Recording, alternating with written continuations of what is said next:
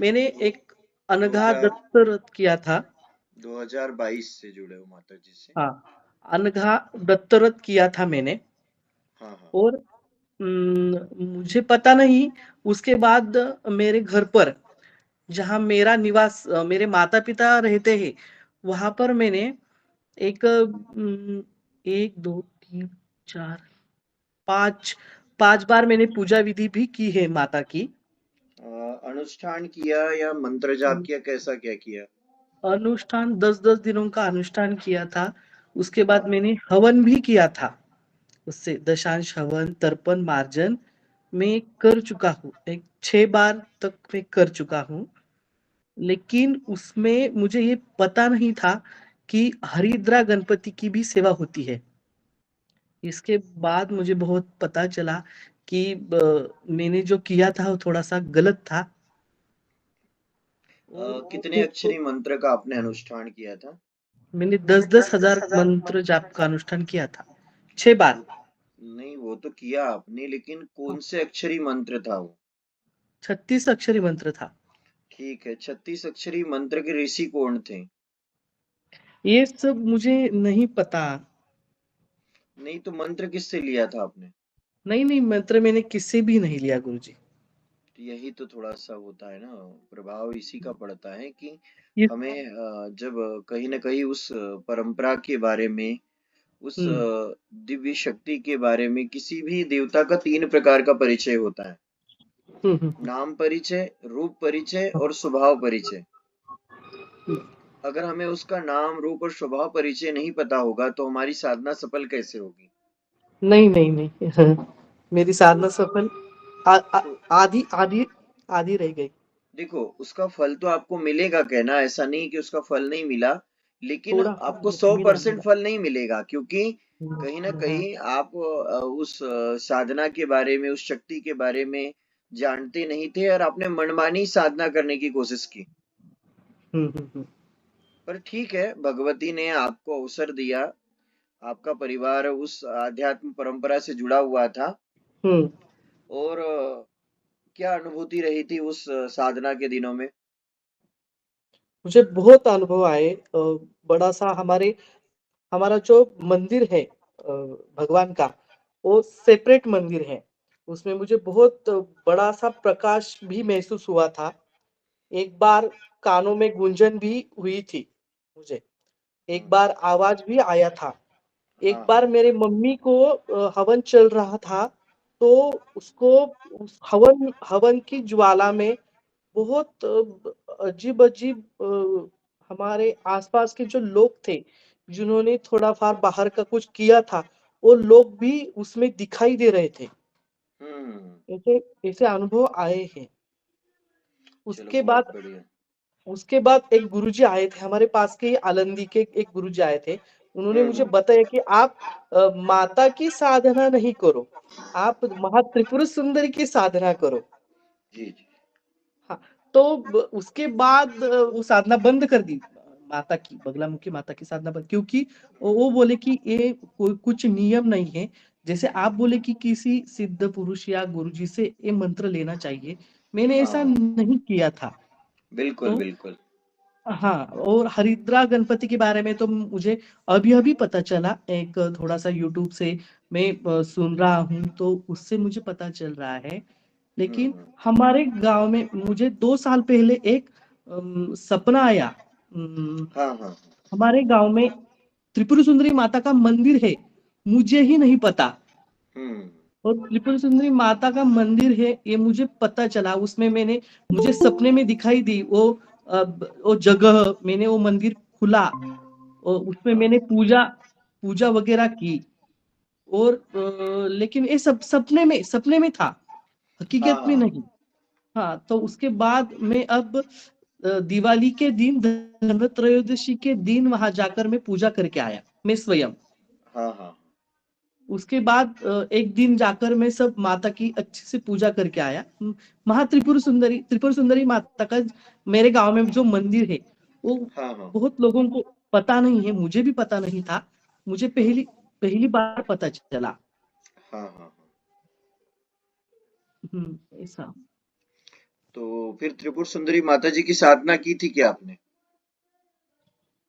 हाँ, मैंने की थी, हाँ थोड़ी हाँ। बहुत की थी मैंने, घर पर ही की थी, तो लेकिन ज़्यादा दिन तक उनका भी अनुष्ठान किया क्या आपने? नहीं, नहीं, नहीं, नहीं, माताजी का अनुष्ठान नहीं किया, मैं सिर्फ़ उनकी आरती करता था, उनका नाम लेता था, बस ललिता सहस्त्रनाम पढ़ रहा हूँ, बस हम्म। इतना ही, ज़्यादा नहीं, और पूजा वगैरह, पंचोपचार पूजा वगैरह चल रही है। महाविद्या में कौन सी महाविद्या आती त्रिपुर सुंदरी पता चला?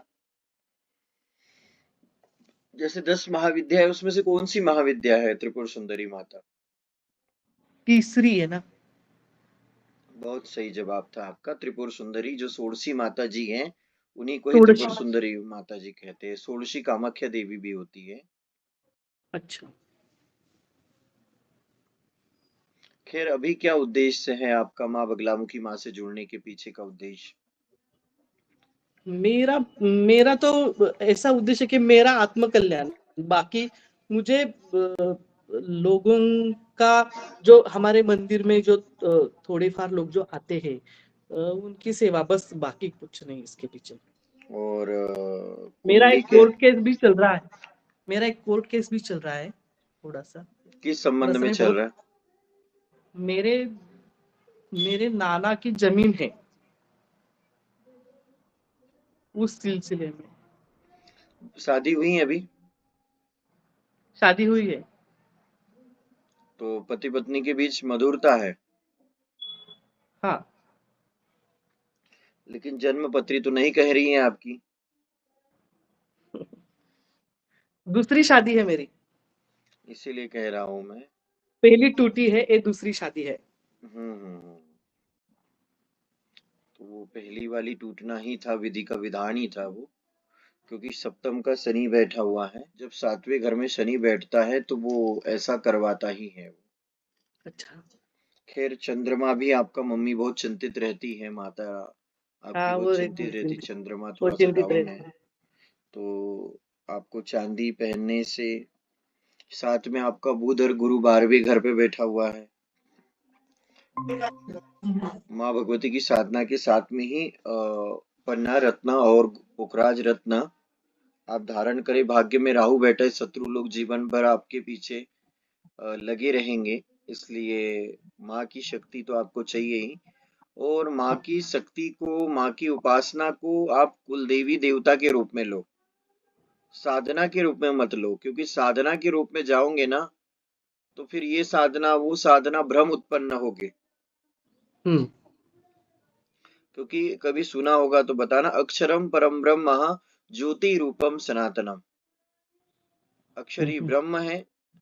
हम्म। अक्षर का निर्माण, अक्षर के बिना न मंत्र बनता है, न अक्षर के बिना भगवान बनते हैं, न अक्षर के बिना इस प्रकृति की कल्पना की जाती है।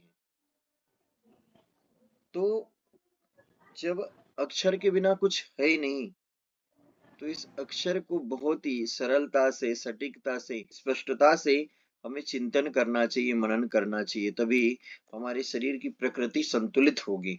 माँ सर्व ही मनोरथों को पूर्ण करेंगी। हमारा दीक्षा से पूर्व जो हमारे शरण में आए भक्तों को रोकने का उद्देश्य यही है कि आप जो कर रहे हो या जो हो चुका है वो क्यों हुआ। या फिर जब तक आप हमसे बात ना करो, आपसे बात नहीं करोगे और हम आपसे बात नहीं करेंगे, तो हम कैसे पता करेंगे? और किसी भी व्यक्ति को क्यों इतनी बड़ी शक्ति के बारे में हम ज्ञान देंगे, विज्ञान देंगे और उसे इतना समझाएंगे? सही है। तो ये पराशक्तियां है, ये महाविद्याएं हैं। जैसे महादेव को कहते हैं ना, देवों के देव महादेव, तो ये देवियों की देवी महादेवी है, महाविद्या है। तो जो भी लोग मनमानी साधना करते हैं या फिर पशु भाव वाले गुरु से जुड़ते हैं, माँ बगलामुखी माँ की साधना करते, कुछ समय तक करते हैं, सफल होती है। फिर गुरु, क्योंकि शिक्षक नहीं होता है गुरु, तत्वदर्शी नहीं होता, साधक नहीं होता है, तो गुरु अपने बच्चों को पढ़ाते ही नहीं रहता है, अपने बच्चों को सत्संग कराते ही नहीं रहता है।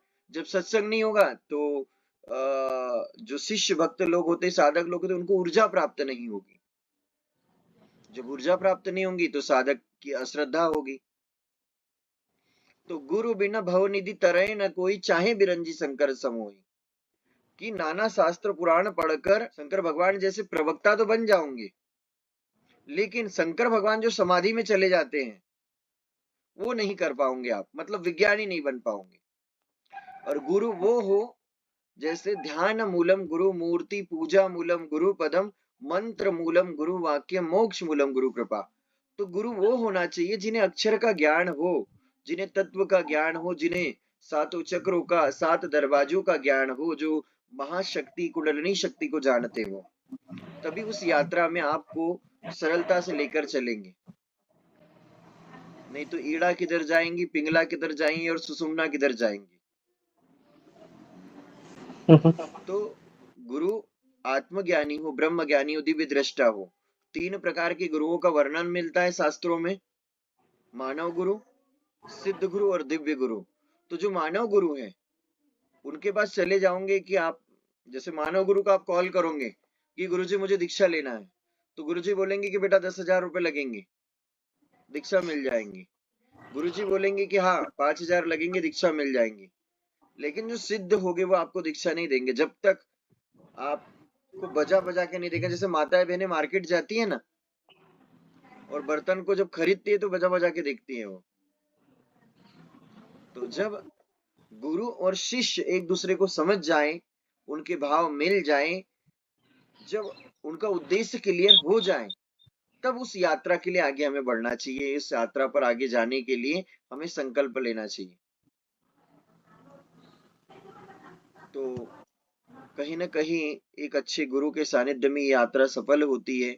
इस यात्रा का कहीं ना कहीं अच्छा, सुखमय, आनंदमय और इस लोक के अलावा परलोक को भी सुधार देती है वो यात्रा। क्योंकि पंचकोशों के बारे में पढ़ा है क्या कभी? नहीं। पंचकोश मतलब अन्नमय कोश, प्राणमय कोश, मनमय कोश और विज्ञानमय कोश, आनंदमय कोश। तो ये ये सब सुना है यात्राएं, सर। हाँ, माँ भगवती की सुना। कृपा से होती हैं। लेकिन इसके लिए धैर्य होना चाहिए, गुरु भी अच्छे होना चाहिए, तब जाके सफल होती है।